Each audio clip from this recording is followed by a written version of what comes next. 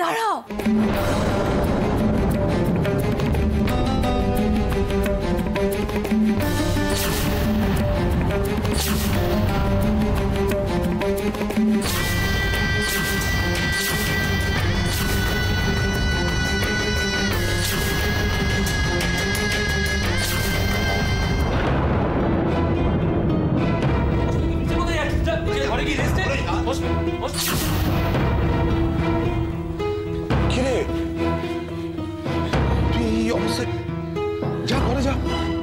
সিদ্ধার্থ, ওকে ঘরে দিয়ে এসো। কি অসুবিধা? কেন নেমে এলে এখন? এত শরীর খারাপ তোমার? তোমরা এত ডিসিশন নিয়ে নিয়েছো, এত কিছু ভেবে ফেলেছো, আর আমাকে জানালে না একবারও? অশ্মি, তোমার বেড রেস্টে থাকার কথা, যাও ঘরে গিয়ে রেস্ট নেবে, যাও। না, যে আমার এত বড় ক্ষতি করেছে বলে তোমাদের মনে হচ্ছে, তার ব্যাপারে কোন রকম সিদ্ধান্ত নেওয়ার আগে আমার মনটা জেনে রাখাও তোমাদের দরকার। ঠিক, একদম ঠিক। আরে রাশি তো শারীরিক মানসিক সব দিক দিয়ে 12টা বাজিয়েছে, ওর কথা তো শুনতেই হবে। অশ্মি, বল বল, কি বলবি বল।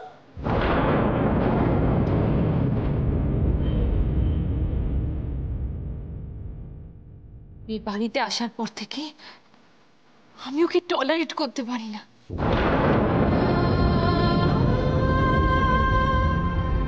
শুধু মুখে বড় বড় কথা আর লেকচার।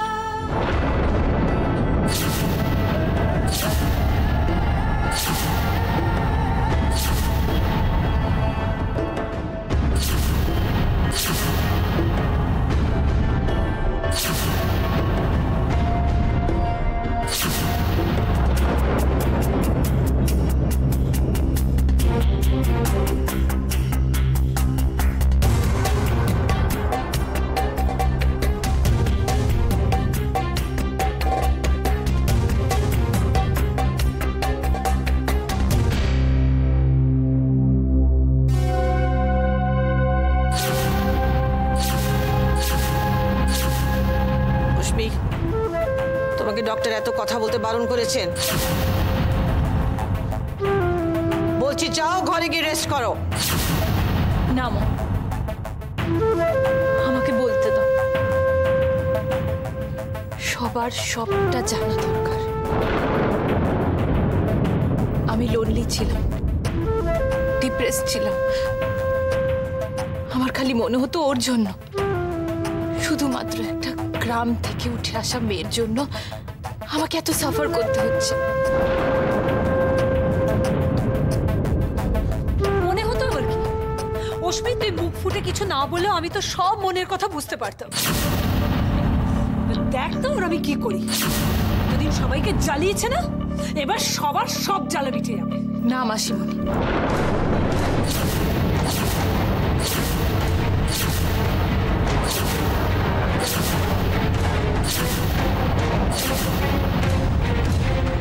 পরে যদি জানা যায় যে একজন নির্দোষ মানুষকে ভুল করে শাস্তি দেওয়া হয়েছে, তাহলে সেটা বেড়েও যেতে পারে।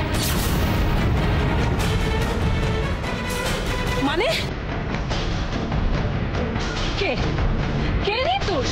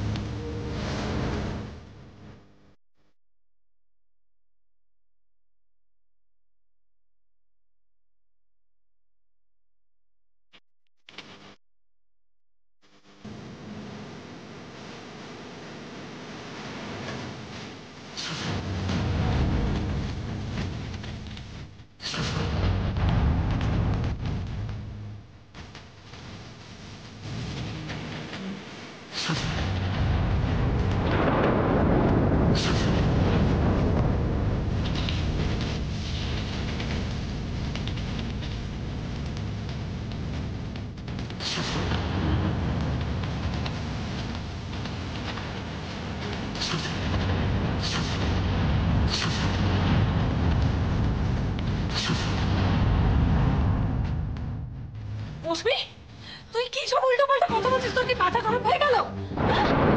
কিছু করেনি। মৌসুমি মৌসুমি মৌসুমি কি হয়েছে? মৌসুমি সিদ্ধার্থ ওকে ঘরে নিয়ে চলো। মৌসুমি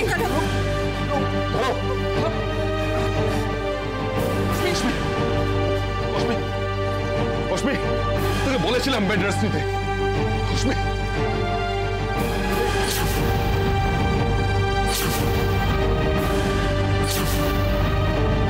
একে তো শরীর খারাপ, তার মধ্যে কি সব ভুলভাল বলে গেল। আরে ও যে খুন করার চেষ্টা করেছিল তার তো প্রমাণ আছে। রাশি, রাশি, সেদিন তুমি ঠিকই বলেছিলে, ট্রে থেকে তোমার ওষুধটা পড়ে গেছিল। দেখো আমি খুঁজে পেয়েছি এটা। দেখো, just get out from my house, just get out from my room.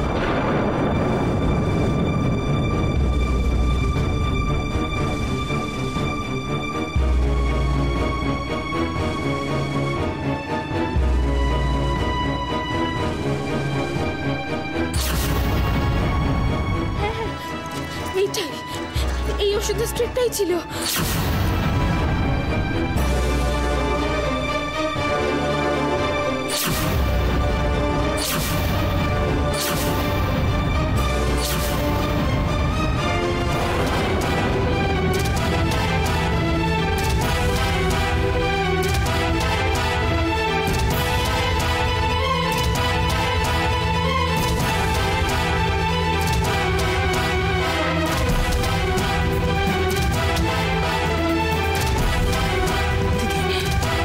এটা কিন্তু আর একটা ষড়যন্ত্র।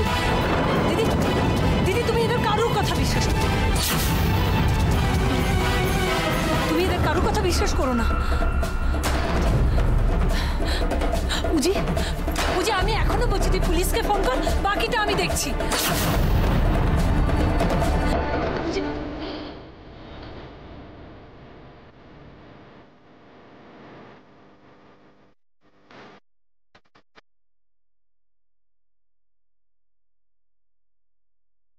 একবার ফোনে দেখে নিন, একটা দেওয়ার পর বাকি ঠিক জায়গা মতো দিচ্ছি।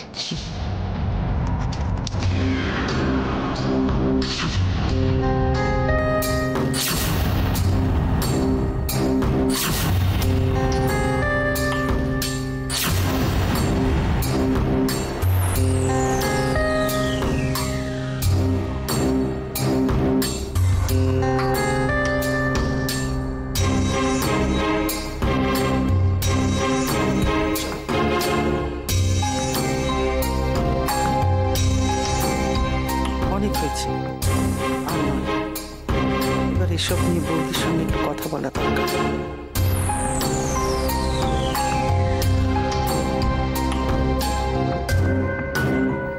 তোমার মুখের দিকে তাকাতে আমার ঘেন্না করছে। ছি!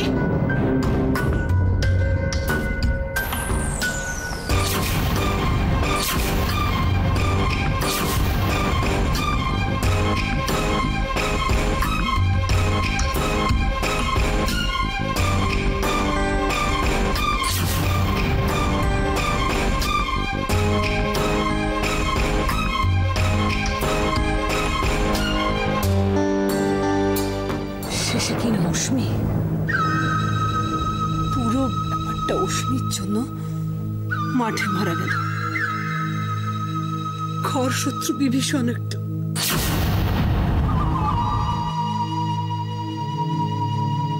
এটা বুঝল না যে যা হচ্ছিল তাদের রাশিকে উচিত শিক্ষা দেওয়া যায়।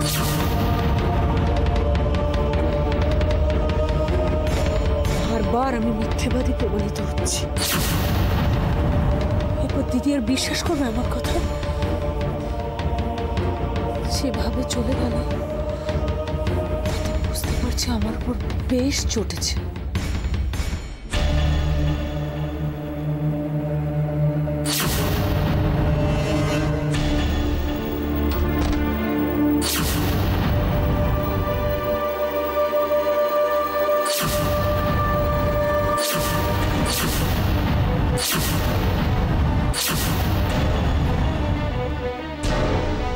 ওই মহিলাও আমার উপরে গেল। নিশ্চয়ই দিদির কান ভাঙা।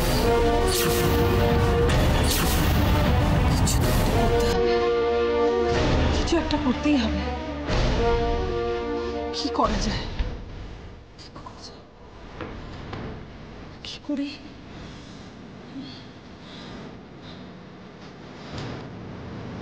কথা বলতে হবে। হ্যাঁ, দিদির সঙ্গে আলাদাভাবে ইমিডিয়েটলি কথা বলে ব্যাপারটা মেটাতে হবে।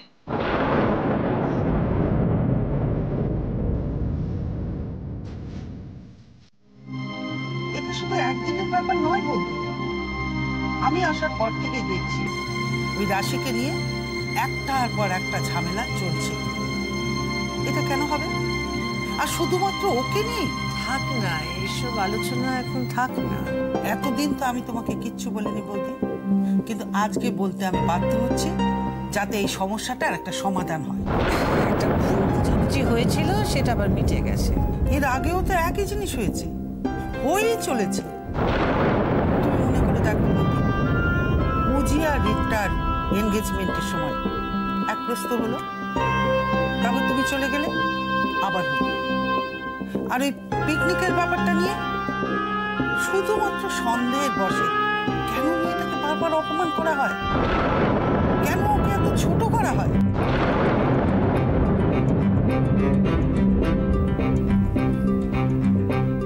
আর রাশি যদি শুধুমাত্র কাজের লোক হয়, তাহলে ওকে নিয়ে এত সমস্যা কেন? আর সিধু, আমি তো জানি বৌদি, সিধু তোমার জন্য কি না করেছে, আর তুমি কি না বলেছো। আমি জানি বৌদি, তুমি আর 5 জনের থেকে আলাদা, কিন্তু তোমার কাছে ঠিক এতটা ভুল আশা করা যায় না। যেটা হয়ে গেছে সেটা হয়ে গেছে, এই নিয়ে আমি আর কোনো কথা বলতে চাই না।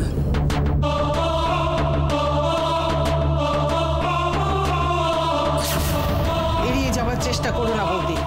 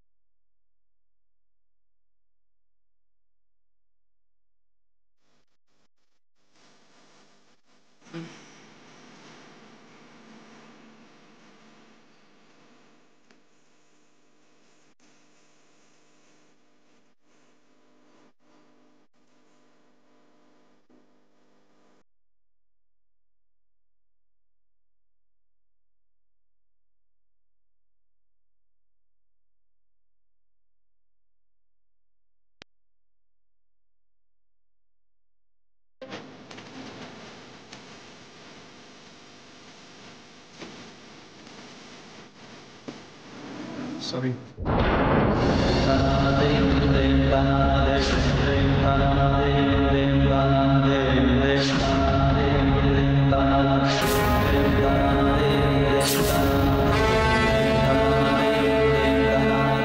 বৌদি, বাড়িটার চেহারা চোখে দেখা যায় না। তুমি কেন বুঝতে পারছো না এই বাড়িতে কেউ সুখে নেই? সমস্ত বাড়িটা কেমন যেন অগোছালো হয়ে আছে। দু একটা ঘটনা দেখে পুরো বাড়ির সম্পর্কে কোনো ধারণা করে নেওয়াটা বোধহয় উচিত হচ্ছে না।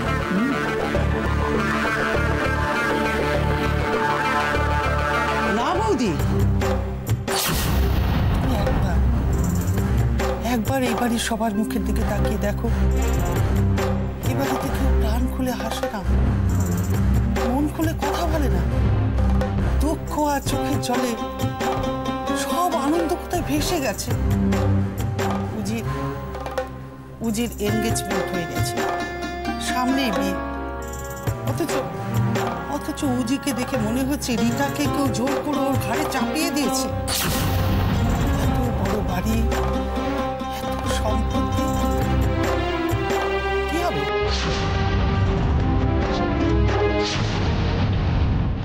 তো সব থেকে বেশি গুরুত্ব দিত সম্পর্ককে, হাসি আর আনন্দ, যেটা যেটা আজকে এই বাড়িতে বড় অভাব। বৌদি,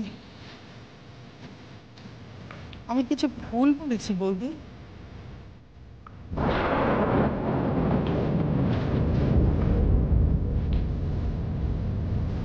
দিদি,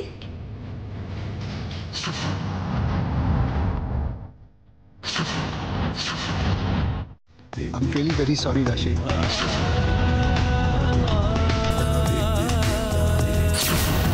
আস্তে আস্তে বলো, সবাই শুনতে পাবে। সবাই শুনতে পেলে কি ভাববে বলো তো? আপনার মুখে অর্ডার দেওয়া মানে বাইরে ছুঁড়ে ফেলে দেওয়া, ঘাট ধাক্কা দিয়ে বার করে দেওয়া, জিপ টেনে ছিঁড়ে দেওয়া, এগুলো মানে।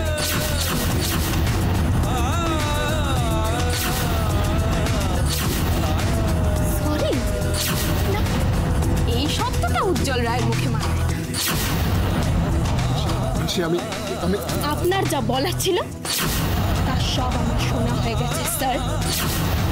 কষ্ট করে আপনাকে আমার জন্য কোনো কথা খরচ করতে হবে না।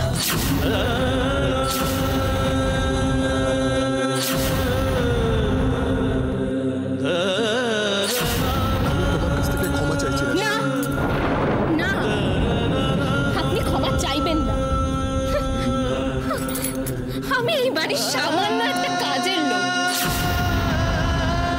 আপনাকে আমি ক্ষমা করার কে?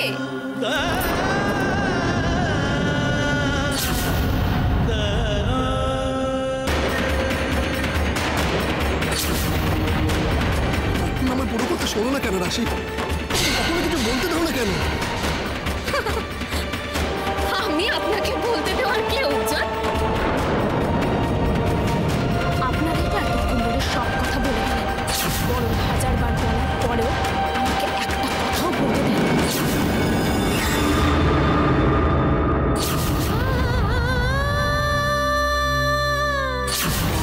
সরি, বললাম তো আমার ভুল হয়ে গেছে। সরি, ভুল হয়ে গেছে। এই কথাগুলো আমাদের কাছে এতটাই সহজ যে এই কথাগুলো আর কোনো ওজনই নেই, তাই না? এখন না কেমন খেলো খেলো লাগে শুনতে। আপনার যদি সত্যি লজ্জা থাকতো তাহলে এরপর আপনার আর একটা কথাও বলা উচিত ছিল না।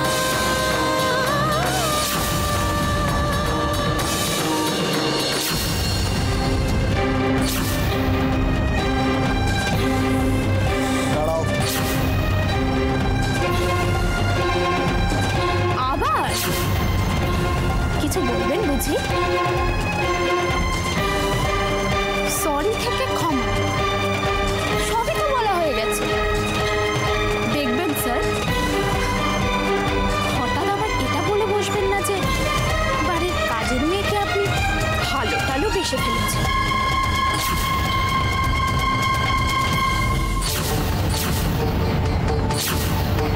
আমি সব সহ্য করে নিয়েছি, কিন্তু এটা সত্যি আর নিতে পারবো না।